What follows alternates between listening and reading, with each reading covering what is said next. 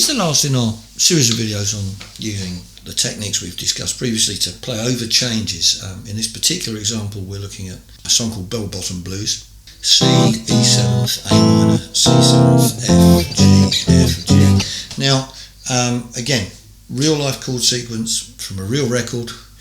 Very important that we look at playing real stuff. Now, since I started recording some of these videos, I had a chat with a couple of friends of mine, and they said, well, this would be a really nice, you've done a walk through this particular song.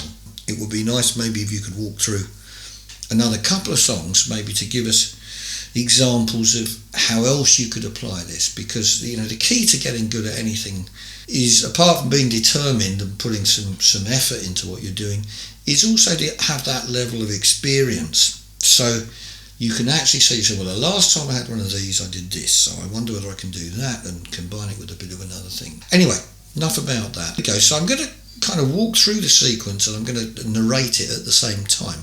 Okay, I'm going to start with my C. Okay, there's my C, going into my E7th. Now this time, okay, that's based on the C shape chord,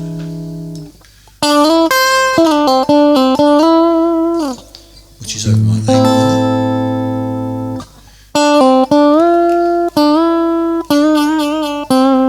Okay, and that's a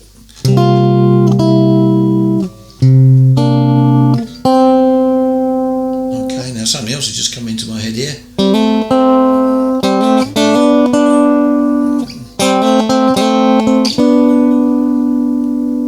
Okay, so there's a mixture of things happening in that song. So here's another example.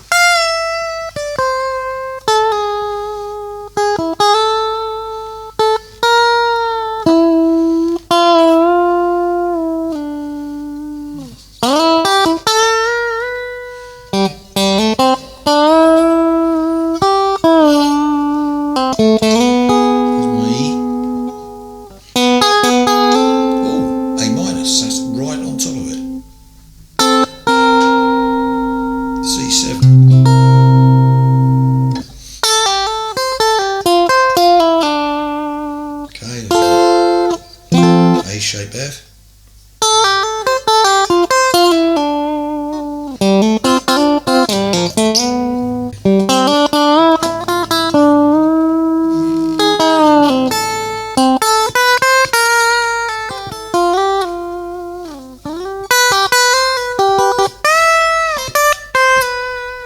And so on. So you can see overall, as well as getting the articulation into the solo, you can also get a nice flow into it. And again, I talked about this in the blues videos. It's very important not to get too technical. You need to retain that flow. And it's a delicate balance to achieve, but with a bit of determination and optimism, if you like, you can do this stuff. It's really not as difficult as you might think, and it's very, very attainable. But you do have to understand what you're doing.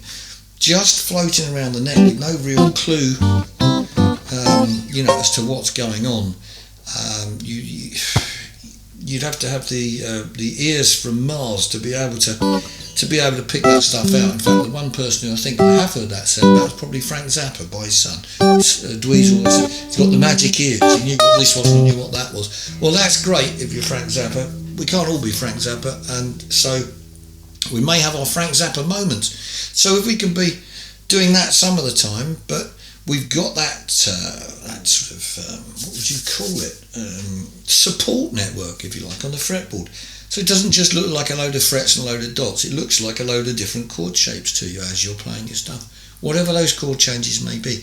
Now, we've had some interesting changes in this sequence. We've had the C to the E, which was interesting, giving us that G sharp in the middle. We've got a minor chord going to a 7th chord, a dominant chord. And then we've got our 4 chord, which is back to diatonics, which we're coming to, 4, 5, 4, 5, and then back to C. So this doesn't cover all the changes you're ever going to come across, but it does at least give us a starting point for how we can deal with those changes. Now, in future videos, as I said, I'm going to be looking at different chord sequences, but I'm also going to be looking at what you might call the opposite problem. In other words, What do you do if you're stuck with 24 bars of what is effectively one chord and you've got to try and do something with that? That in itself is another interesting challenge, and it's equally possible to be creative and inventive with that. So, okay, enough of all that for the moment, but I hope this has been useful to you. As ever, if there's anything you don't understand or any stuff which you're getting stuck on, please do send in messages and let me know, because I try my best to be very, very thorough and not to take stuff too quick.